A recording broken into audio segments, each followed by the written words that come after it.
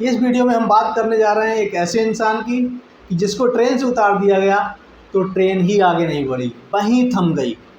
हम बात करेंगे हॉलीवुड की एक ऐसी एक्ट्रेस की, नामचीन एक्ट्रेस, बहुत फेमस एक्ट्रेस, जिसने इस इंसान की फ़ोटो देखी तो इनकी मुरीद हो गई, इनकी भक्त हो गई, सब कुछ अपना इनको अर्पण कर दिया। हम ये भी बात करेंगे एप्पल कंपनी इतनी बड़ी कैसे बनी, किसका हाथ था इसके पीछे। फेसबुक कंपनी हम सब जानते हैं, लेकिन एक समय ऐसा था ये कंपनी कंगाल हो गई थी, बिकने के कगार पे थी। इस इंसान ने ही बचाया इसको। जिस इंसान के बारे में हम आज बात करने जा रहे हैं वो कोई और नहीं, बाबा नीम करोली हैं। इनका बहुत भव्य मंदिर है उत्तराखंड के कैंची धाम में। तो चलिए दोस्तों, शुरुआत करते हैं अपने वीडियो की। दोस्तों, बाबा नीम करोली का नाम लक्ष्मी नारायण शर्मा था। परपुर फिरोजाबाद यूपी में इनका जन्म हुआ था।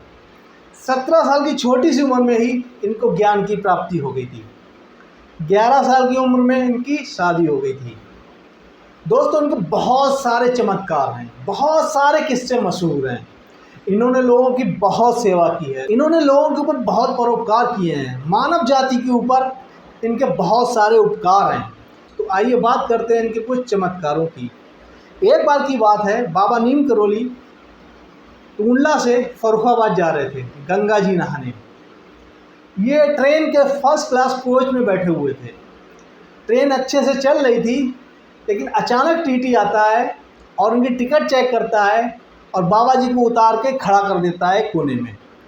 नीम का पेड़ होता है, बाबा जी उस पेड़ के नीचे बैठ जाते हैं और अपना चिमटा गाड़ देते हैं। अब ट्रेन को चलाया जाता है, लेकिन ट्रेन आगे ही नहीं बढ़ती है, 1 इंच तक आगे नहीं बढ़ पा रही है। अब सारे लोग परेशान, ट्रेन का ड्राइवर, गार्ड, यात्री सब परेशान कि ट्रेन आगे क्यों नहीं बढ़ रही, ये चल क्यों नहीं पा रही। इन्हीं पैसेंजर में से कोई एक इंसान था जो बाबा जी को जानता था। उसने कहा, आपने बहुत बड़ी गलती की है बाबा जी को ट्रेन से उतार के। अब ये ट्रेन जब तक नहीं चलेगी जब तक कि आप लोग बाबा जी से माफ़ी नहीं मांगेंगे। तो उन लोगों ने कहा, ये कौन है। बाबा जी के बारे में थोड़ी सी इंक्वायरी की तो पता चला ये कोई ऐसे वैसे बाबा नहीं है, ये बहुत पहुँचे हुए बाबा जी हैं। उन लोगों ने बाबा जी से माफ़ी मांगी और बाबा जी से ट्रेन में बैठने के लिए निवेदन किया। लेकिन बाबा नीम करोली ने कहा कि मैं 2 शर्त के ऊपर ही ट्रेन में बैठूंगा।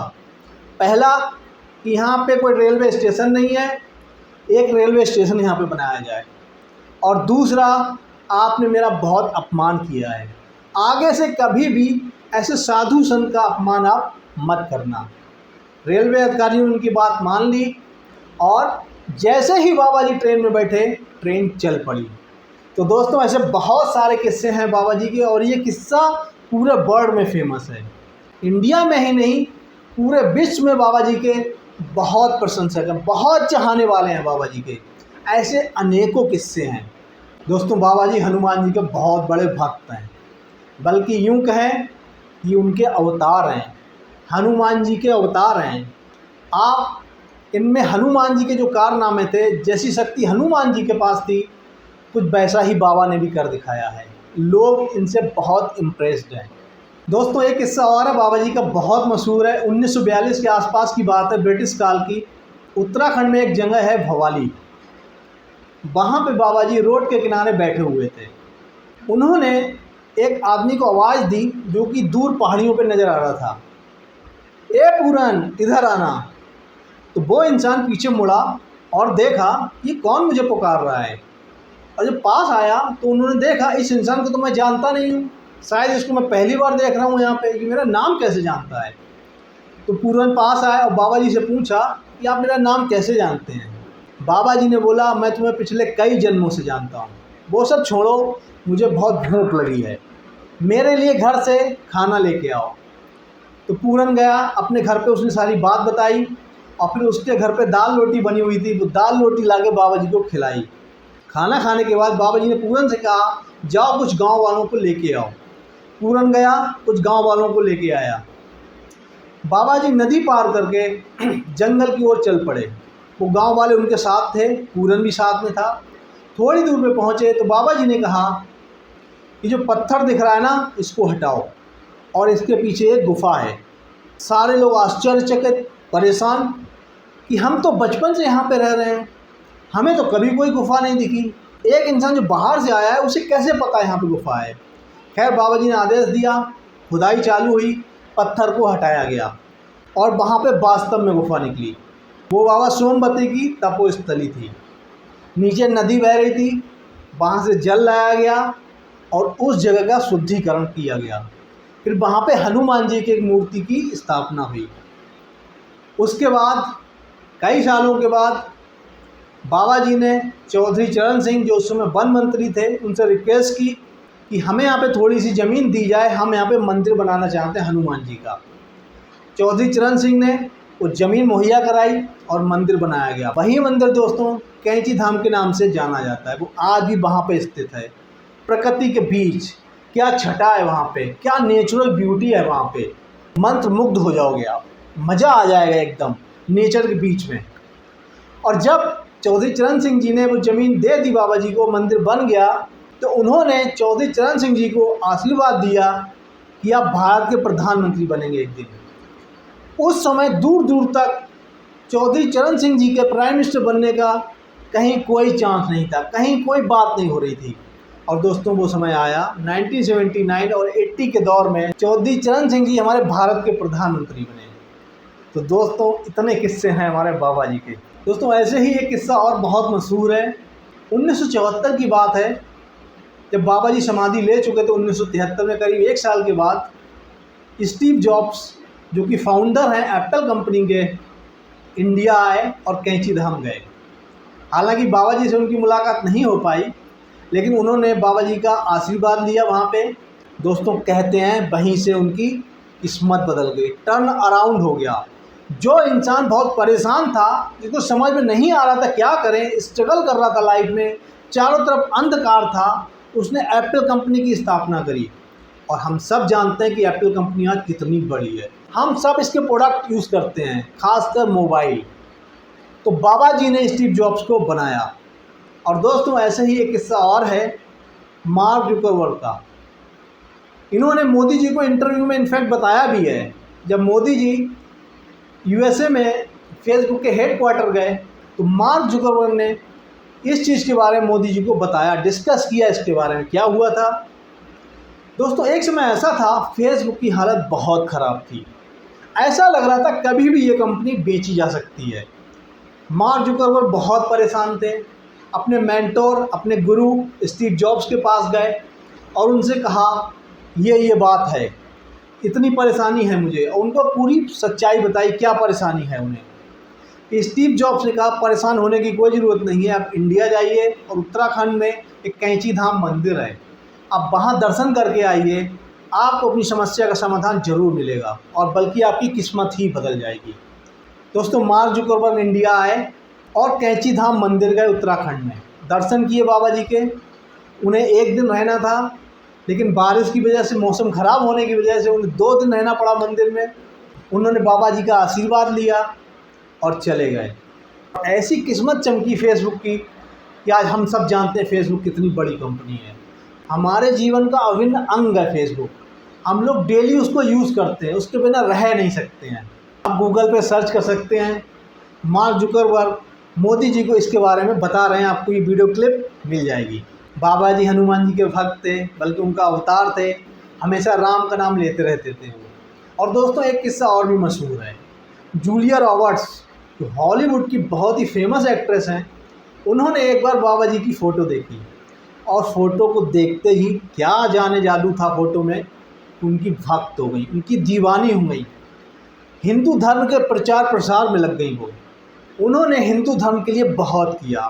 तो ऐसी है हमारे बाबा जी की शख्सियत, उनकी फ़ोटो देख के ही लोग उनके दीवाने हो जाते हैं, उनके मुरीद हो जाते हैं, उनके भक्त हो जाते हैं। 1967 की बात है, रिचर्ड एडवर्ड ये प्रोफेसर थे हार्वर्ड यूनिवर्सिटी में, ये रिसर्च कर रहे थे ड्रग्स के ऊपर, और रिसर्च करते करते ये ड्रग्स के एडिक्ट हो गए, ड्रग्स लेने लग गए। इनको यूनिवर्सिटी ने सस्पेंड कर दिया, बहुत परेशान थे, जीवन में अंधकार छा गया। ये भारत आए, बाबा जी से इनकी मुलाकात हुई, इन्होंने बाबा जी को सारी कहानी बताई। तो बाबा जी ने कहा कौन सी गोली खाते हो तुम, और कितनी गोलियां हैं तुम्हारे पास। इन्होंने ढेर सारी गोलियां निकाल के बाबा जी को दी। बाबा जी ने वो गोलियां अपनी मुट्ठी में ली और सारी खा गए। अब रिचर्ड एडवर्ड ये प्रोफेसर बहुत परेशान कि पता नहीं क्या हो जाएगा बाबा जी को।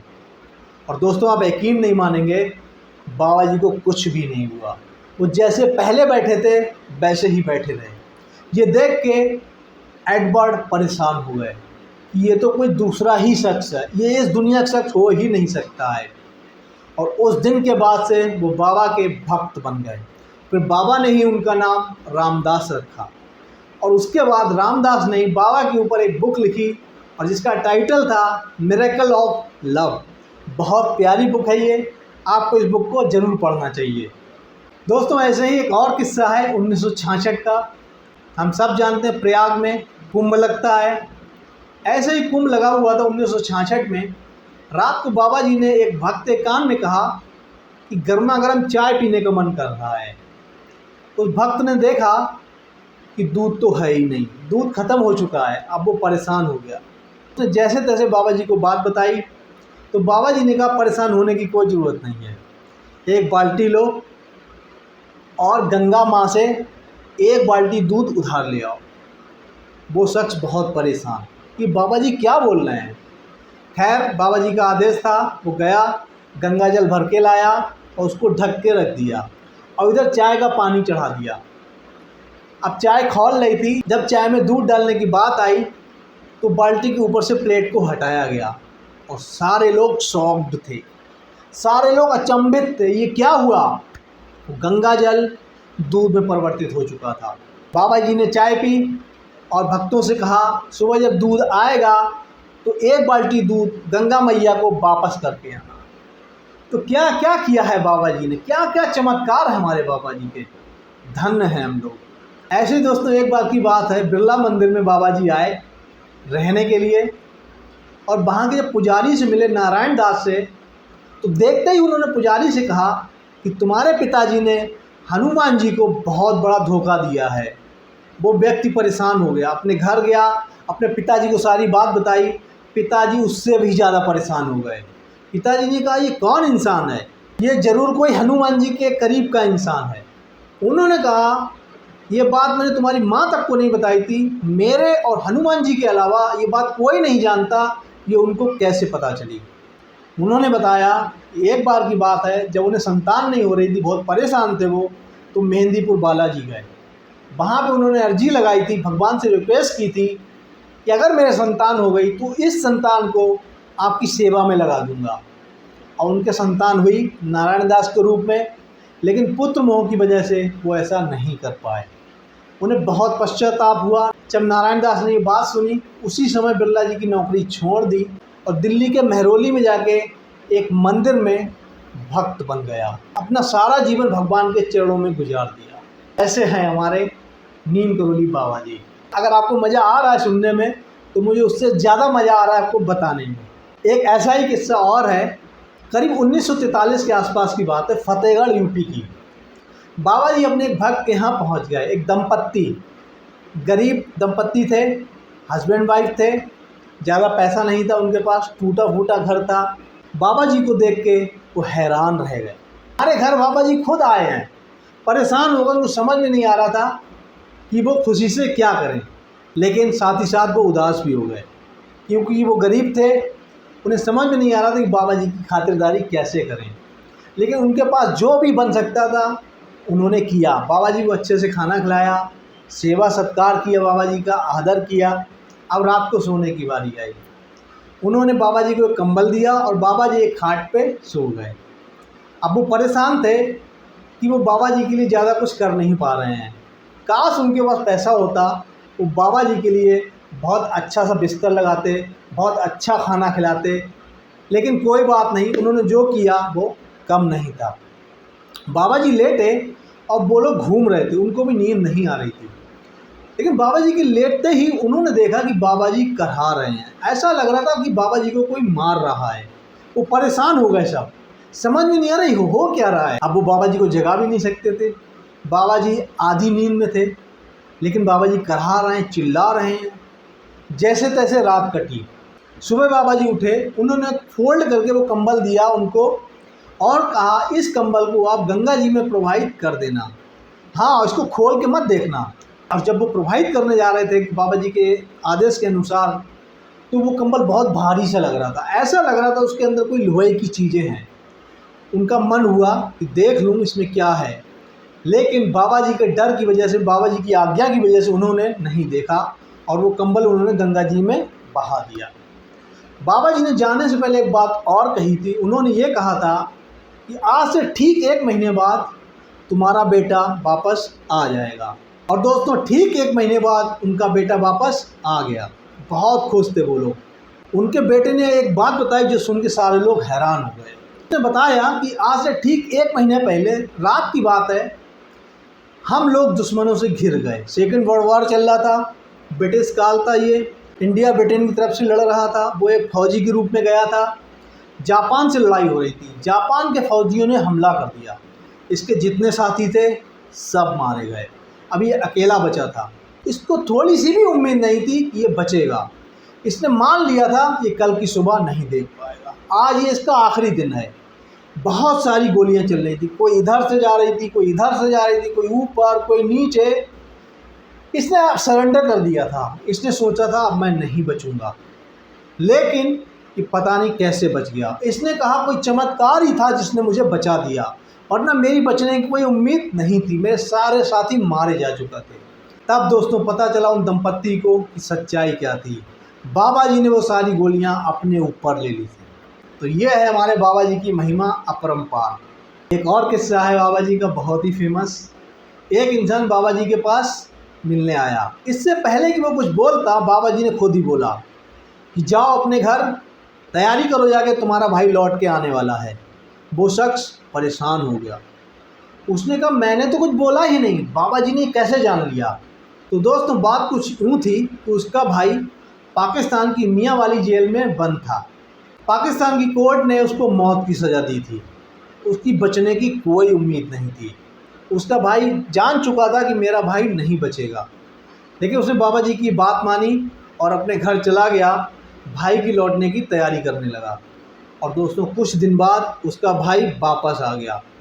भारत ने पाकिस्तान के ऊपर अटैक कर दिया। तो 1971 की बात है, बांग्लादेश का जन्म हुआ। भारत ने अटैक किया, पाकिस्तान ने सरेंडर किया, बांग्लादेश का जन्म हुआ। और दोस्तों बांग्लादेश का जो पहला प्रेसिडेंट बना, जो राष्ट्रपति बना, वो कोई और नहीं, वही इंसान था। क्या नाम था उस इंसान का? शेख मुजीबुर रहमान। जी हाँ दोस्तों, शेख मुजीबुर रहमान बांग्लादेश के पहले राष्ट्रपति थे। ये उनकी ही कहानी थी। दोस्तों एक और किस्सा है, मेरा मन नहीं कर रहा है आपसे जुदा होने का, एक किस्सा मैं आपके साथ और शेयर करता हूँ। बाबा जी का मंदिर कैंची धाम में बहुत ही सुंदर है। बाबा जी का चमत्कार तो है ही, बाबा जी का आशीर्वाद तो है ही। सारे दुख आपके धुल जाते हैं। आपके साथ भी कुछ चमत्कार होगा, कुछ ऐसा होगा आपके साथ जो कभी आपने एक्सपेक्ट नहीं किया होगा। वहाँ पे लंगर चलता है और बहुत पहले से चलता चला आ रहा है। तो एक बार लंगर चल रहा था, बहुत सारी भीड़ लाइन में बाहर खड़ी थी। प्रसाद बनने के लिए घी की ज़रूरत पड़ती है, वो घी ख़त्म हो गया। अब सारे भक्तगण परेशान हो गए। उन्होंने बाबा जी को बताया कि बाबा जी ऐसी ऐसी बात है।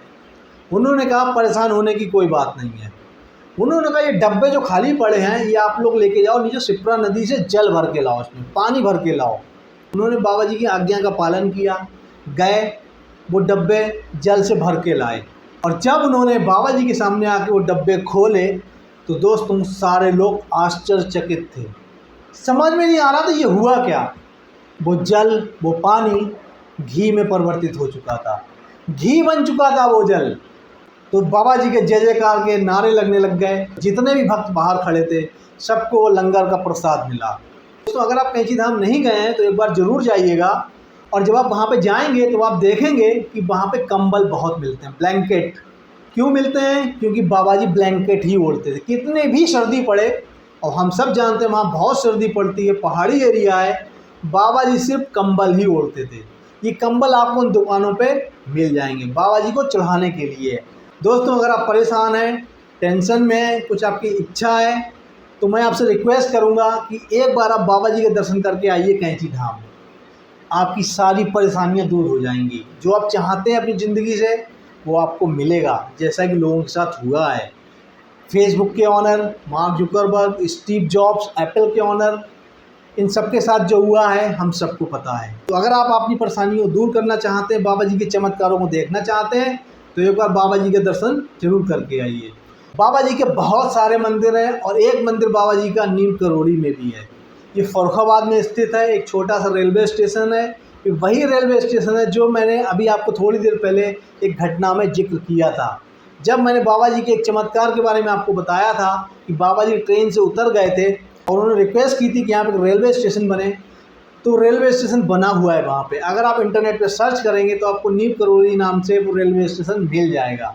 ये फर्रुखाबाद में स्थित है और वहीं पे बाबा जी का एक मंदिर भी है नीम करोड़ी के नाम से। तो रेलवे स्टेशन भी है, मंदिर भी है, आप वहाँ भी जा सकते हैं। वो भी बहुत पॉपुलर मंदिर है, फर्रुखाबाद में है, उसकी बहुत मान्यता है। देश विदेश से लोग आते हैं बाबा जी के दर्शन करने। तो दोस्तों, जैसा कि मैंने आपको बताया, बाबा जी के ऊपर बहुत सारी बुक्स लिखी गई हैं। मिरेकल ऑफ लव जो रामदास ने लिखी है, भी ढेर सारी बुक्स हैं बाबा जी के ऊपर। आप उनको पढ़ के भी बाबा जी के चमत्कारों के बारे में जान सकते हैं। तो दोस्तों, ये वीडियो आपको कैसा लगा हमें ज़रूर बताइएगा।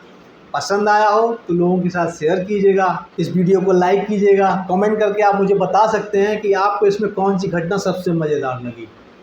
और अगर अभी तक आपने हमारे चैनल को सब्सक्राइब नहीं किया है तो प्लीज़ सब्सक्राइब कीजिए, बेल आइकॉन को भी प्रेस कर दीजिए, जिससे कि फ्यूचर में जब हम ऐसे वीडियो डालें तो आपको मिल जाए और आपकी जानकारी बढ़े और आप भी इंजॉय करें। So thank you very much, please take care.